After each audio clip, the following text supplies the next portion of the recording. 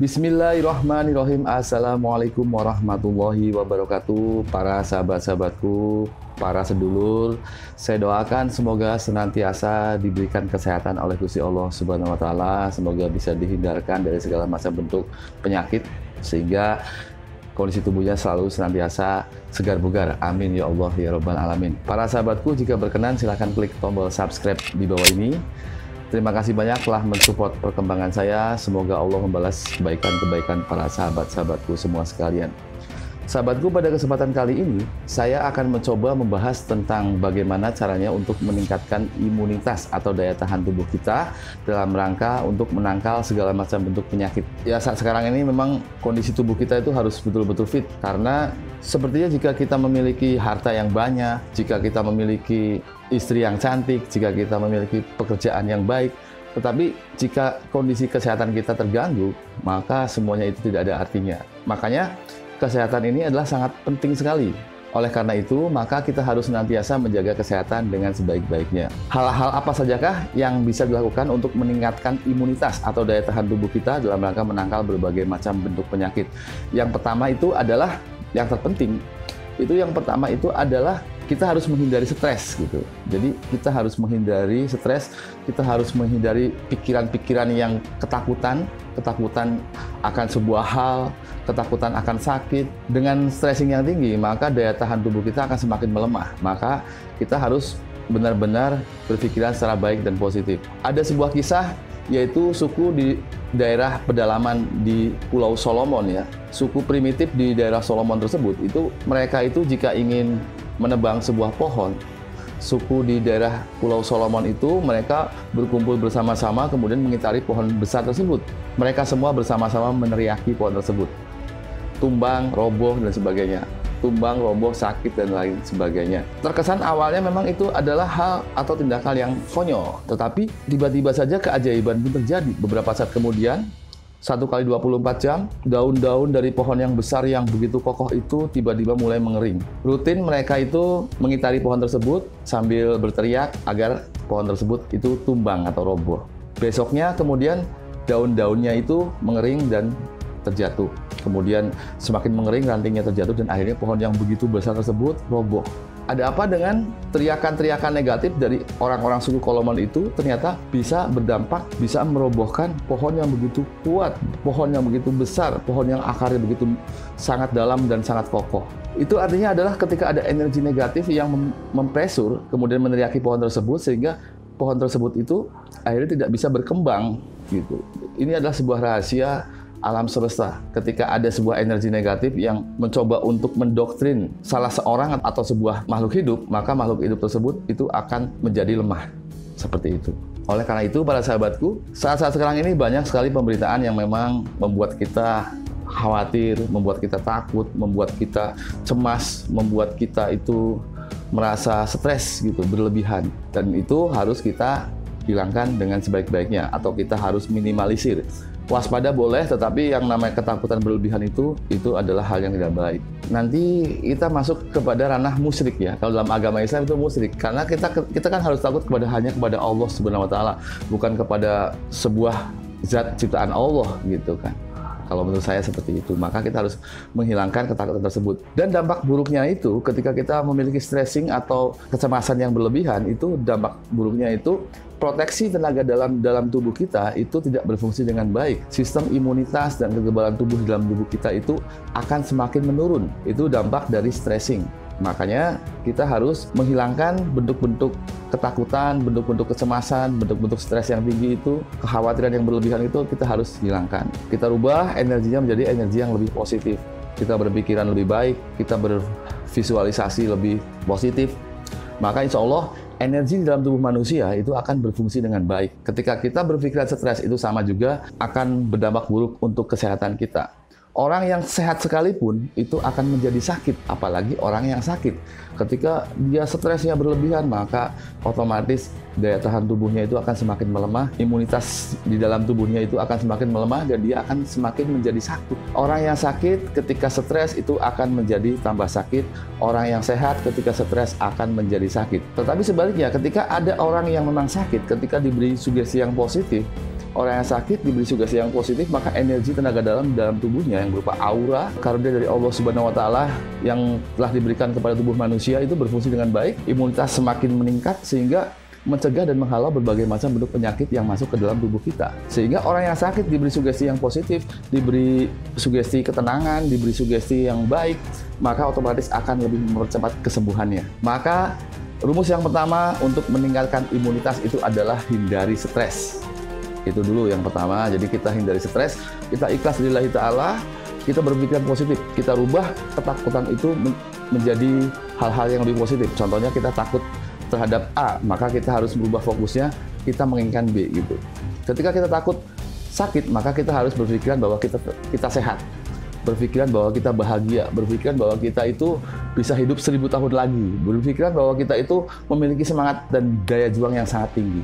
Kemudian yang kedua itu untuk meningkatkan imunitas atau daya tahan tubuh kita itu adalah olahraga pernafasan ya. Kalau menurut saya itu adalah olahraga pernafasan. Boleh juga menggunakan olahraga yang lain ya. Tapi kalau misalkan para sahabat-sahabatku semua berolahraga misalkan bersepeda atau jogging dan sebagainya itu boleh.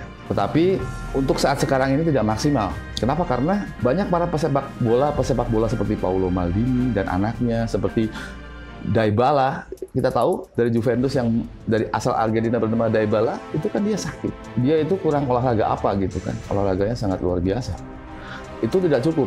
Tetapi tidak ada salahnya untuk meningkatkan imunitas, maka kita harus berolahraga. Di sini saya akan membahas tentang olahraga pernafasan, bagaimana untuk meningkatkan daya tahan tubuh dan meningkatkan imunitas. Olahraga yang dengan sangat simpel dan bisa dilakukan di rumah itu adalah dengan pernafasan. Pernafasan dengan menyebut asma Allah itu akan lebih baik bagi umat Islam. Caranya itu adalah di dalam tubuh kita itu hal yang paling penting itu adalah pernafasan.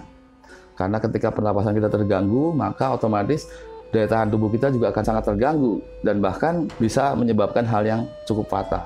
Oleh karena itu kita harus menjaga dengan baik yang namanya pernafasan kita. Bagaimana caranya? Caranya itu saya sarankan mungkin setelah sholat ya, setelah sholat 5 waktu, itu berarti kan ada 5 kali sehari atau saat-saat tertentu sesering mungkin setiap hari, khususnya selama 90 hari ke depan ini, saya sarankan sahabat-sahabatku ini melakukan olahraga pernapasan yang akan saya ajarkan. Khususnya untuk sampai dengan 90 hari ke depan. Karena insya Allah setelah 90 hari, nanti semua akan baik-baik saja.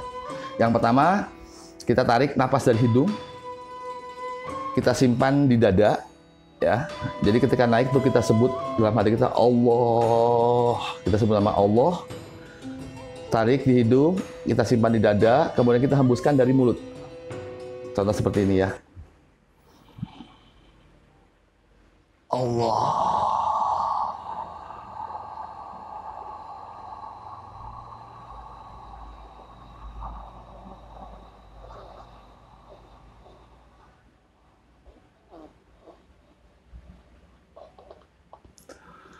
Jadi kita coba tarik nafas dari hidung, kemudian kita simpan di paru-paru kita, di dada kita.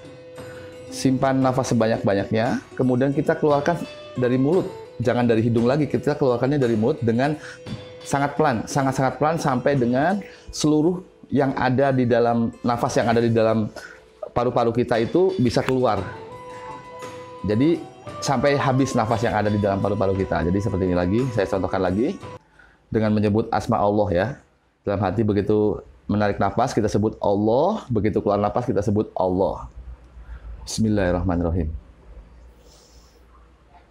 Allah.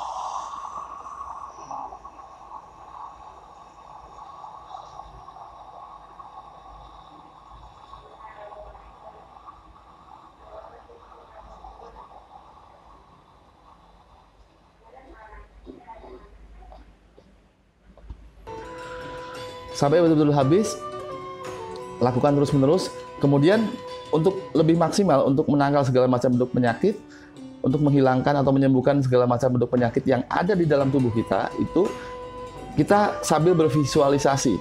Ini sangat penting sahabatku, visualisasi itu adalah untuk meningkatkan energi tenaga dalam yang ada di dalam tubuh kita. Karena pada hakikatnya semua manusia itu memiliki tenaga dalam, cuman kita tidak tahu bagaimana cara menggunakannya.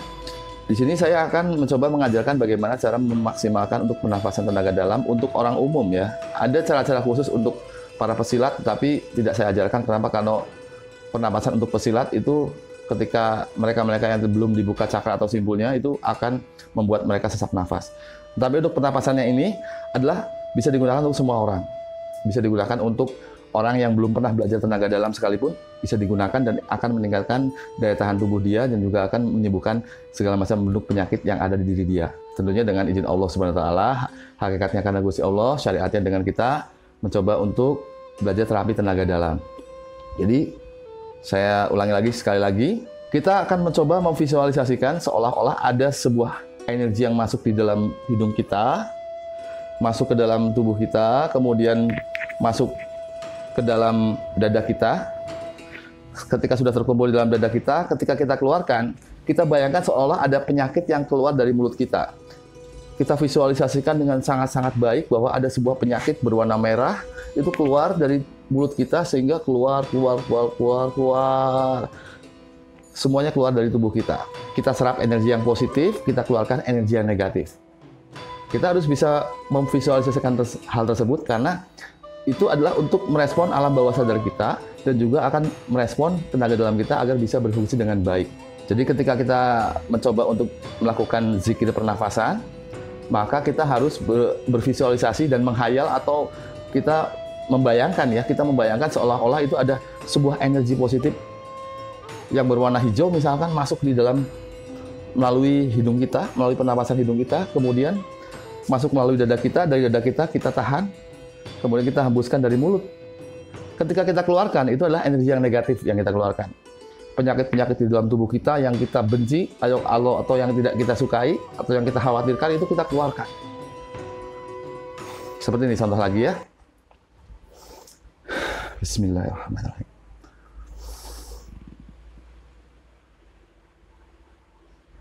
Allah.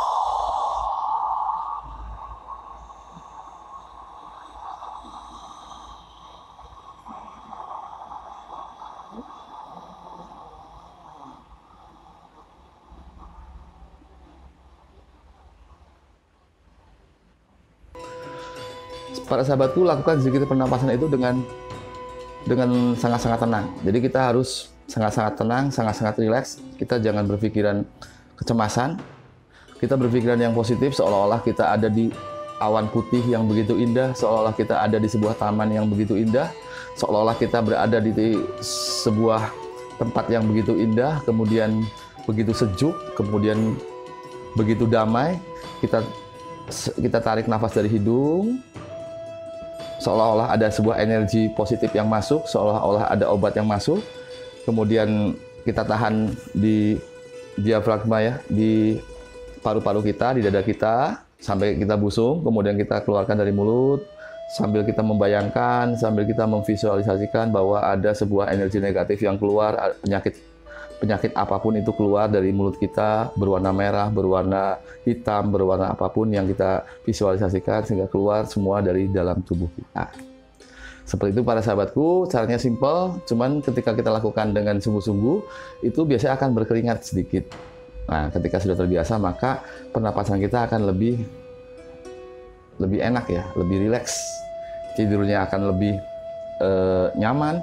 Kemudian peredaran darah kita juga akan semakin berjalan dengan sangat-sangat stabil, insya Allah. Seperti itu, jadi kita melakukan olahraga pernafasan. Yang ketiga, itu bagaimana caranya untuk meningkatkan imunitas kita dalam rangka untuk menangkal segala macam bentuk penyakit. Itu yang ketiga itu adalah pola makan yang teratur. Kita makan yang teratur, tetapi saat kita makan, kita mencoba memvisualisasikan bahwa sesuatu yang kita makan itu adalah obat atas penyakit yang ada di diri kita. Jadi kita membayangkan bahwa ketika kita makan nasi itu adalah obat yang sangat mujarab untuk menyembuhkan segala macam bentuk penyakit di dalam tubuh kita. Jadi yang masuk itu adalah energi positif, ya, bukan energi yang negatif.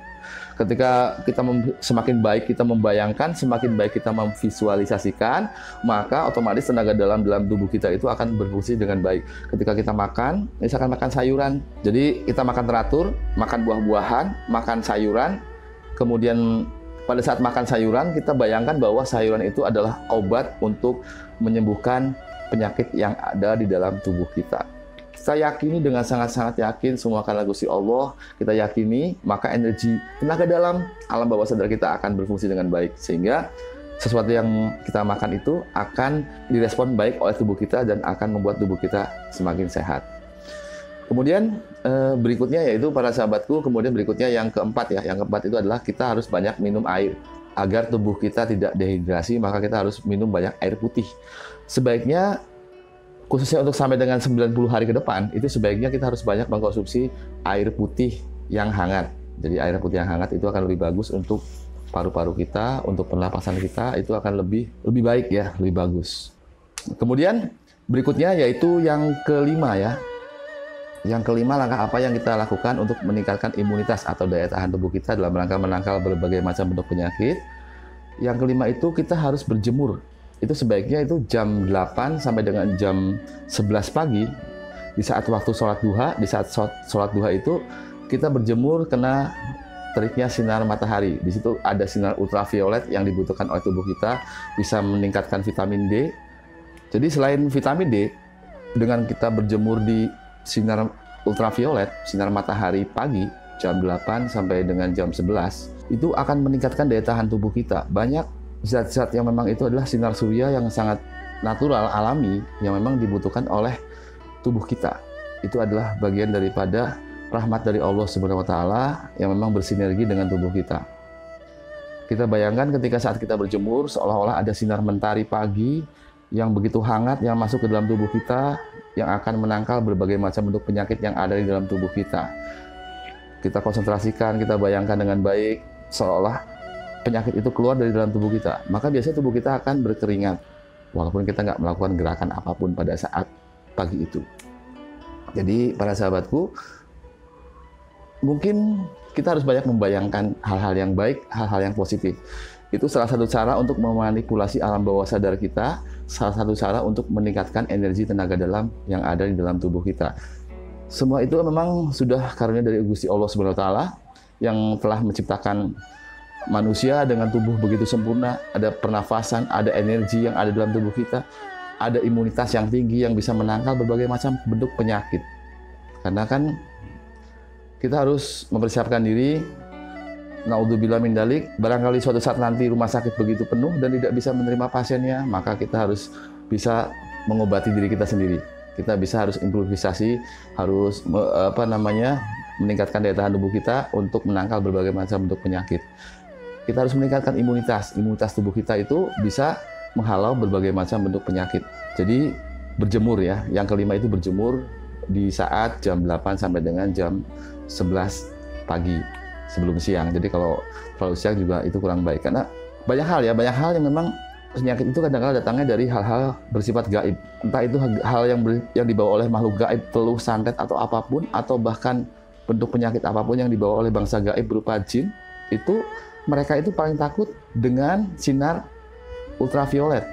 Mungkin ketika sahabat-sahabat semua ada yang tahu ya, ketika ada namanya perjusami, ada perkemahan Jumat Sabtu Minggu, siswa ketika mencoba untuk berkemah, itu kan ketika yang ABG itu banyak yang kesurupan biasanya kalau malam. Tapi coba kita lihat ketika jam 8 sampai dengan jam 11, ketika sinar itu ultraviolet itu langsung menyentuh tubuh mereka, itu jarang terjadi kesurupan.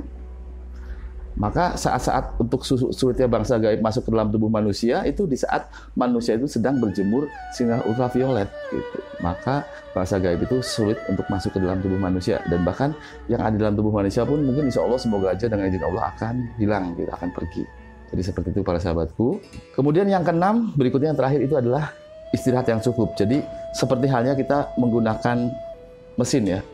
Kita menggunakan motor misalkan atau menggunakan mobil, ketika mobil itu terus digunakan tanpa beristirahat, tanpa ada semacam cooling down sebagainya, itu mesinnya itu akan panas dan akan cepat rusak gitu mesinnya. Oleh karena itu istirahat juga itu sangat dibutuhkan. Seperti halnya juga di dalam tubuh kita. Di dalam tubuh kita itu kan tubuh kita itu membutuhkan yang namanya istirahat. Tangan kita butuh istirahat, otak kita juga butuh istirahat, jiwa kita juga butuh istirahat. Makanya kita harus benar-benar sayang terhadap diri kita.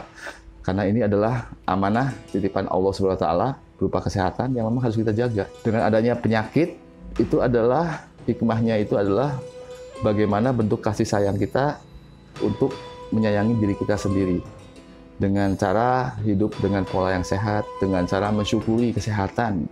Mungkin datangnya penyakit itu karena kita selama ini kufur terhadap nikmat Allah. Di dalam surat Ar-Rahman, Allah sudah mengingatkan umat manusia bahwa fabi ayyi ala'i rabbikuma tukadziban, maka nikmat Tuhanmu yang manakah yang engkau dustakan. Selama ini mungkin kita banyak mendustakan nikmat-nikmat Allah, sehingga Allah memberikan peringatan kepada kita agar lebih mensyukuri nikmat yang telah Allah berikan. Salah satunya itu adalah nikmat kesehatan. Para sahabatku, kesehatan itu sangatlah vital. Orang punya pangkat yang tinggi, orang punya kedudukan yang tinggi, orang punya harta yang banyak, orang punya istri yang cantik, orang punya suami yang ganteng, orang punya keluarga yang baik. Itu semuanya tidak akan berguna, tidak akan maksimal, tidak akan bisa dinikmati kalau kesehatan mereka terganggu. Gitu. Jadi kesehatan itu sangatlah penting untuk kebahagiaan kita, baik di dunia maupun di akhirat nanti. Mungkin demikian saja ulasan yang bisa saya sampaikan pada kesempatan kali ini. Semoga bisa bermanfaat.